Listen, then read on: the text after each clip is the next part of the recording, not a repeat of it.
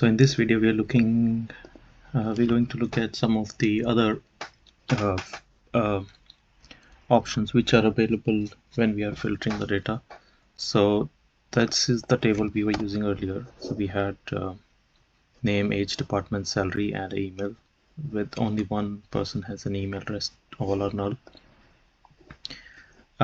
So we are going to now, so the first query I have here is we are filtering where the salary is greater than 20,000. So that's how we can do it. So if you see the results, so we have all the other things got filtered out. We could also use add and or operators here. So these are called logical operators. So what this means is when we're using add, both the condition needs to be true. So it should be salary less than 50,000. So basically we're looking for salaries which are between these two numbers. So if I run this, we can see we got 30,000, 40,000, 50,000, 35,000, because so these three only satisfy these two conditions. So they are less than 50 but greater than 20. So if I go to my main table, so we had 20, 30, 40, 35 and 50. So sounds right. And then we have a or operation, which is, so if any one of these is true, then that's going to come. So if we see the results, so basically we're getting all of them, because everything else, all of these salaries are either greater than 10,000, 20,000 or less than 50,000. So these are the logical operations that we can also use. And there is also not, so it's basically not equal to, I think we have seen in the earlier video, but this is just another way of doing it. So we say where not department is equal to department 2. So you got all the other ones. If we see, we have two values here from department 2. So when we run this, we're not getting those, but we are getting 1, 3 and 4.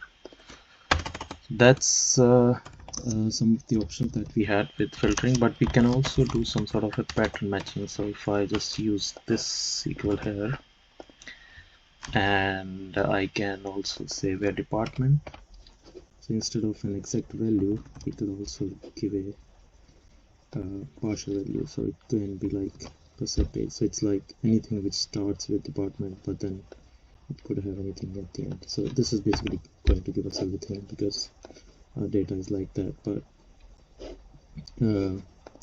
if let's say we want to insert a record, so let's insert into employee, and then we can say values. So basically it's just going to add a number over here, name 6, 35, age.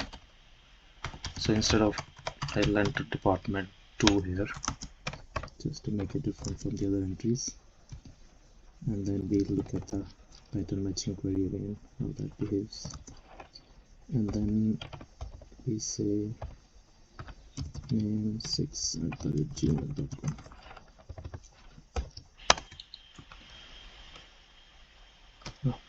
So yeah, it's gone. Now if you look at the table, we have one more row here.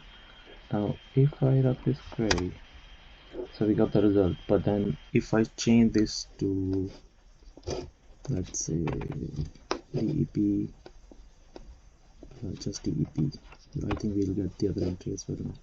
But because we didn't have T in this one, so if I say A here, just going to get 1. So that's how the pattern matching works. Obviously we could use this at the starting as well. So if you want to skip some, you have to look for a value between a string. So it's like if I just say here and I give it as like this, so that should also be fine. And then one more thing we can check is between. This is similar to, I think, the range we saw earlier, so I'll just pick that query, this one. So instead of that, we can also say where salary between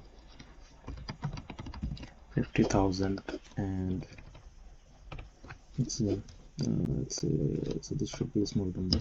Let's say 30,000 and 50,000. I think this is inclusive of these limits. So yeah, we got 50 and 30, but also we got 35 and 40. So if we change it to 20, that would also be included.